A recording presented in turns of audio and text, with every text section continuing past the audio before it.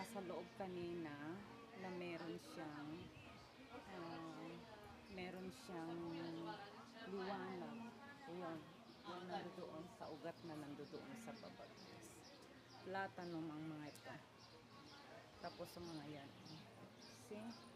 Kasi napakalaking platanum siya, kaso nga lang nagkasakit daw siya, kaya eto nasira na siya, nasira sila mga yan.